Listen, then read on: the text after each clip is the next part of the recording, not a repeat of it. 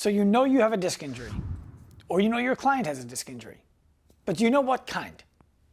There are 3 very distinct types of disc injuries, and all of them need to be managed in a different way. Some of them solve themselves, some of them need to be solved. Let's go over what each of them look like and what each of them mean.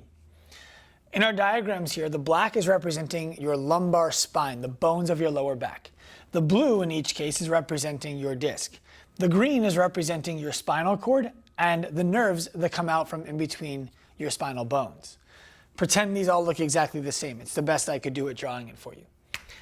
A disc bulge means that the outside wall of the disc, the material that's meant to keep the fluid inside, has basically been weakened and it starts to become larger than it's supposed to be. It can weaken itself all the way into the area where the spinal cord lives and become uncomfortable. It can also come into the area where the nerves on the outside live and become uncomfortable.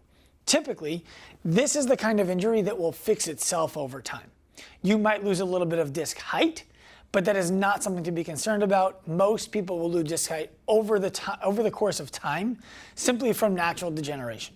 So a disc bulge is something that, while very uncomfortable in the moment, is something that many people are going to experience and doesn't require much intervention at all. Up next is a disc protrusion. A disc protrusion would be when the material that is supposed to keep the fluid inside of the disc actually breaks, and some of the fluid leaves the disc. In this case, while it leaves the disc, it stays attached to the larger central body. And it can get in the way of the spinal cord, or it can get in the way of the nerves on the outside. But again, like a bulge, over time, this should resolve itself and typically does not require surgery. Physical therapy is beneficial, chiropractic could be beneficial, working with a coach could be beneficial. If this is what's going on, activities like bending forward may cause you much more discomfort than standing up straight, leaning back. Walking downhill might feel better than walking uphill. Sitting for a long time can be really uncomfortable when this is going on. This is one of those kinds of disc injuries that we need to watch over time and determine, is it going away on its own or does it require meaningful intervention? Finally, we have a disc extrusion. A disc extrusion means that the fluid has left the disc. It is floating in space. It is no longer attached.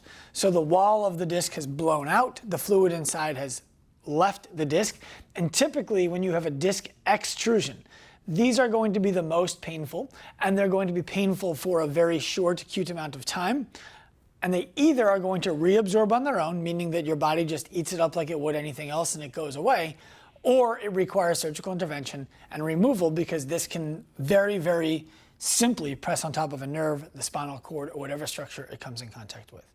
If you're a coach working with a client, it's important to know which one of these are going on because this one is going to require a short period of rest.